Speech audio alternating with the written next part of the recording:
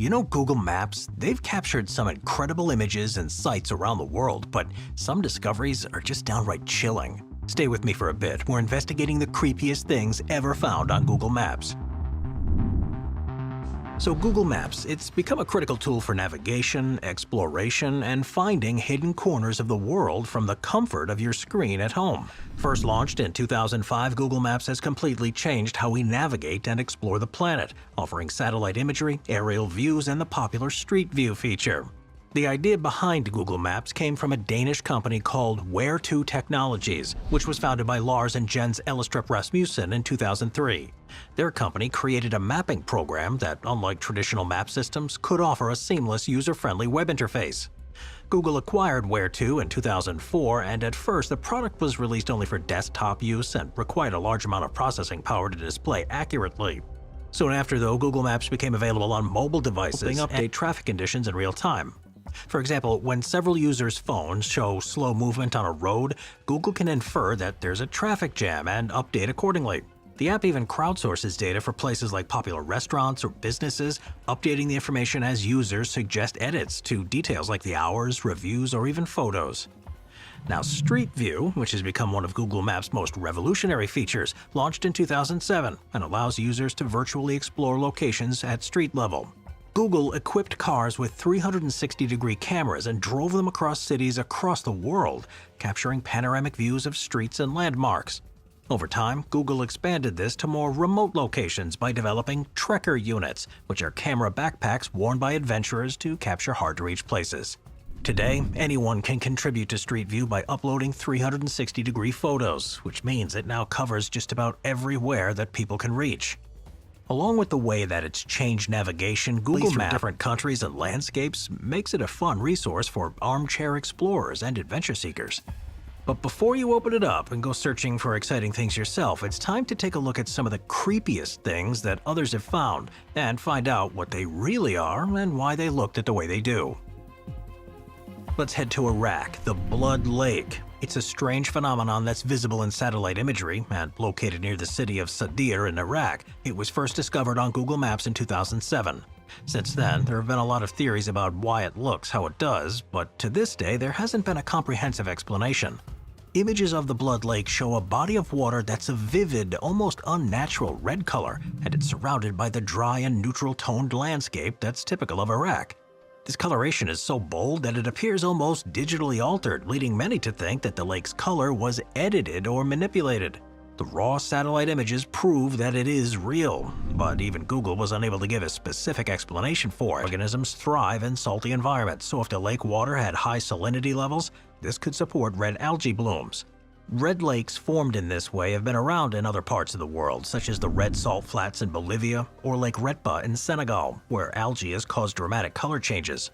However, the Blood Lake in Iraq seems to be different from these because it's not thought to have the salt levels that are required for that process to happen. In recent years, the lake has returned to a more usual color, which further suggests that the cause was a temporary or seasonal phenomenon rather than something that's permanent. It is likely then that it's a combination of factors such as occasional dumping, seasonal bacterial growth, or runoff conditions. Let's head over to Italy for the pink bunny. Known as Hassa, it was a massive hand-knitted pink rabbit that was placed on the Colletto Fava mountain in northern Italy's Piedmont region. It was an installation that sprawled across the mountainside and measured about 200 feet or 61 meters long. From a distance, the bunny looked like an enormous toy that had been abandoned on the mountainside, and it was purposely placed along popular hiking trails so hikers would come across it by surprise, providing a sense of discovery.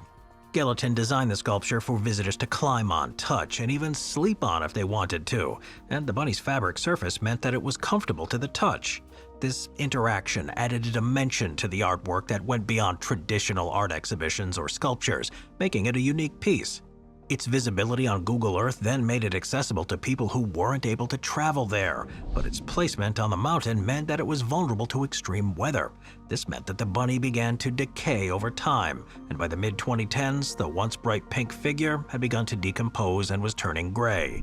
While it now no longer exists in its original form, its presence on Google Earth and the images that were shared means that it lives on forever online, which is a fact that represents the permanence of everything in our technological world.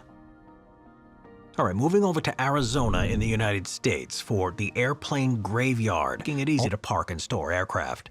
This climate advantage ensures that the aircraft, many of which could be called back into service or used for parts, can remain in good condition over the years, with some of the planes being preserved for potential future use and others being slowly dismantled for parts. The site's also home to various types of aircraft, including fighter jets, bombers, cargo planes, helicopters, and passenger jets. Some are well preserved and could theoretically be flown again, while others show visible signs of age and wear, with rust, faded paint, and missing parts. The boneyard holds everything from historical models like B-52 Stratofortresses to more recent additions like the F-15 Strike Eagle, and even unmanned aerial vehicles. This mix of old and new creates a strange landscape of aviation history. The graveyards are restricted and managed by the U.S. government, and only limited tours are available by the nearby Prima Air and Space Museum. Tours take visitors around the perimeter of the boneyard, and it is, though, fully target-like formations are thought to be military testing sites. The most notable parts include large-scale white lines that form massive grids, circular shapes stretching across miles of barren desert too, and some formations appear as rectangular grids or stripes, while others are more intricate, looking more like targets or abstract art. One peculiar formation is the near-perfect circle with radiating lines, which seems like the type of target that's used in missile testing. Another one is a large white rectangular grid with thick lines that form a crisscross pattern. One of the leading theories is that these patterns are used as target practice for Chinese missiles or aerial bombing exercises and help with calibration and accuracy testing. The circular target patterns in particular are similar to the types of targets used in military training for precision-guided munitions, and some formations even seem to replicate the layouts of major cities. The regular high-contrast patterns would make for ideal calibration markers, allowing China to improve their accuracy. Satellite calibration markers have been used by 366 meters in diameter. Its distinctive shape, which is often associated with mysticism and occult symbols, has led to speculation about its origins. One of the first ideas that was put forward was that it could be part of a ritualistic site. The pentagram has been long associated with occult practices, and it's said to have protective or supernatural properties. This has then led on to stories of ancient rituals, secret societies, or even paranormal activities taking place here. Recent studies instead suggest that the pentagram may have been part of a Soviet park or campground. According to local historians, the design is thought to have been constructed during the Soviet period, when star shapes were commonly used in iconography, representing power. It is possible that the pentagram was meant as a park layout or recreational space, and that the star symbol simply reflects the Soviet Union's use of the shape as an emblem. This is supported by the fact that there are other Soviet relics in Kazakhstan, which as part of the USSR until its dissolution in 1991.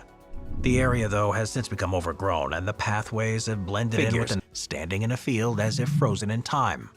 These scarecrows were arranged in dense groups, with each one having a head that's made from peat and wearing colorful weathered clothes.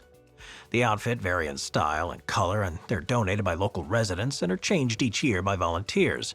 Over time, the elements wear down the clothes, giving each figure a haunting, fading look, making them look more like ghosts than scarecrows. The figures are placed in rows that stretch out across an open field, with each one facing the highway. This gives the installation an intentional strangeness about it, as though the figures are watching over people who drive by. For those who stop and walk among them, the whole effect can be quite unpleasant, as when you pass between the rows of these scarecrows, you start to notice their empty faces and unseeing eyes. The artist's intent behind the silent people isn't entirely clear, and the installation means something slightly different to everyone who sees it. Now, more than 35 years after it was first installed, Silent People has a whole new audience. The 4th Fighter Squadron at Kadena Air Force Base in Okinawa. Finding the huge emblem of the Dark Knight on a U.S. military installation was completely unexpected and was soon shared around the world with people wanting to know why it was there. The 44th Fighter Squadron are, though, also known as the Vampire Bats and have a long history and tradition of using bat-like symbols. The squadron flies F-15 fighter jets and has adopted the bat as its official creature, representing the unit's name and identity. The bat insignia is often displayed on the squadron's patches, equipment, and memorabilia, and it's likely that this inspired the squadron members to take it one step further by creating a massive bat symbol. The choice of Batman specifically adds a twist to the traditional bat emblem though. While the squadron's nickname itself could have been enough to choose a bat-themed logo, the use of Batman symbol suggests an alignment with the traits that we think of from the hero, like strength, resilience, and the relentless pursuit of justice. The ellipse-like formation is about a half a mile or 800 meters across and is formed by a series of sand dunes, ridges, and valleys that have been shaped over time. The Sudan's dry climate, which experiences intense heat and little rainfall, helps to preserve landforms like this, as the lack of vegetation allows the bare earth and sand to take on distinct patterns. The phenomenon when landforms or things take on forms of familiar shapes or patterns is called pareidolia, and it's the psychological tendency where people perceive familiar objects or figures in random places. The giant human lips in Sudan is one of the most bizarre examples of this, and shows how geological formations can produce shapes that are surprisingly familiar. While it is something that was only discovered in modern times, it's likely that the giant human lips have been there in the same way for thousands of years. The area around this formation is vast and remote, and very few people live there, so it's possible no one has ever set foot anywhere close to it. Taking a look at the tank graveyard in Afghanistan in the past 50 years, with the most notable being the Soviet tanks, which were left behind after the Soviet Union's withdrawal in 1989. During their occupation, Soviet forces left a heavy footprint, deploying thousands of tanks and vehicles across the country. And when the Soviets withdrew, they abandoned most of their equipment, leaving tanks, trucks, helicopters, and other machinery to decay. As well as the Soviet ones, the tank graveyard also holds abandoned American and NATO vehicles. Following the US-led invasion in 2001 and the long-running military presence in Afghanistan, more modern equipment was then added to the graveyard. While most American and NATO forces removed their vehicles when they withdrew, damaged or irreparable machines were commonly left behind. And while most people in the world can't really directly visit this site, it is there in full view on Google Maps.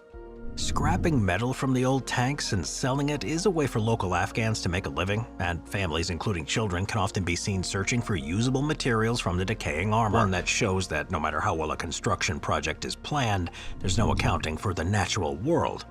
The bridge was designed to withstand the extreme weather conditions that are common in the region, and completed in 1996 with help from Japanese engineering experts. It was built over the Choluteca River. But with the latest technology at the time, it was specifically designed to be able to cope with natural disasters, particularly hurricanes. But things took a strange turn in 1998 when Hurricane Mitch tore across the country. The storm was one of the most destructive ones to ever hit Central America and brought torrential rainfall that saw Honduras receiving nearly a year's worth of rain in just a few days.